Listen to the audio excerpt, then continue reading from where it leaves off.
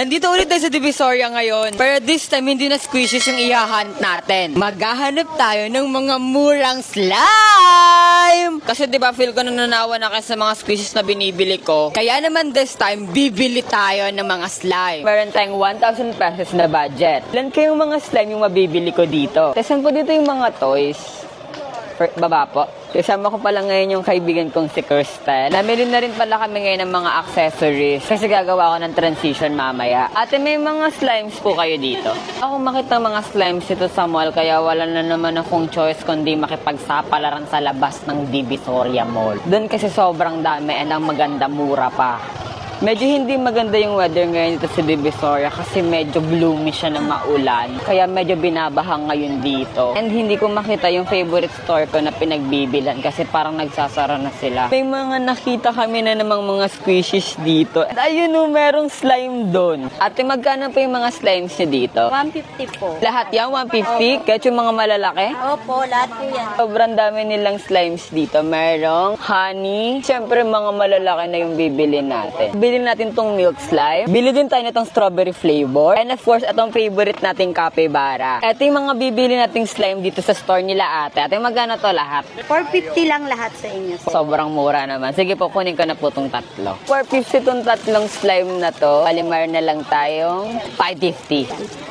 Meron na lang tayong 550 sa budget natin and sana marami-rami pang slime yung mabibili ko. Yung mga slime po kayo dito. Ikot-ikot pa tayo dito. Baka meron pa tayong makitang mga slime. Sobrang meta kasi ng mga squishes ngayon dito. Kaya yung mga binebenta nila mostly is mga squishes. Wala nga yung mga slime. Halos kilala na ako ng mga tindera dito kasi pabalik-balik na lang ako dito sa Divisoria. Puro squishes talaga ngayon dito. Kaya sobrang hirap mag-slime hunt dito sa Divisoria ngayon. Ayan dito.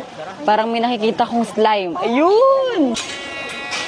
Ayun na may nakita kong slime. Ang cute ng mga slimes na naka-display dito. Pero paano ko bibili walang tindera? Yes. Ayan, meron. Meron po kayong mga slimes. Punala, ang cute nito. Isa netong kulay white. Kunin na rin natin tong cherry. Meron na lang tayong 310. Titingnan natin kung ilan pang mga slimes yung mabibili ko dito. Hindi ko lang sure kung may mabibili pa tayong mga slimes dito kasi feel ko na sugod ko na talaga buong Divisoria. Kanina pa ako palibot-libot. Wala akong makitang slime. Ayun, may slime. Ate, magkano po yung mga slime niya dito? 100 po. Ate, may capybara na ako pero benta sa akin doon 150. Ayun. Magkano naman po dito? 150 na lang. Sobrang mura na lang ng slime na to dito. Ano pong tawag sa ganito? Rainbow slime. Tawag po dito? Ano? Karomi? Hindi. Sirumi? Sirumi. Ayun. 100. 100. 150. Ala, ang budget ko na lang ay 310. Ilalaban ko na. Lahat to 310. Bumalik ka agad dito sa akin. O sige, ano pangalan ng store mo? Tayo rito sa Cleo Store. Marami kaming slime at saka squishy. Sobrang nakatipid tayo sa store niya.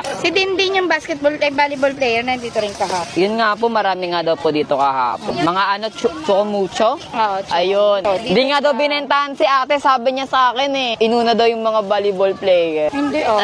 Hindi ba? Sorry kung sino ka man. Ito na yung mga slime na napamili natin dito sa Divisoria. And lahat to 1,000 pesos. Kaya naman abangan nyo yung haul ko ah. Bye-bye!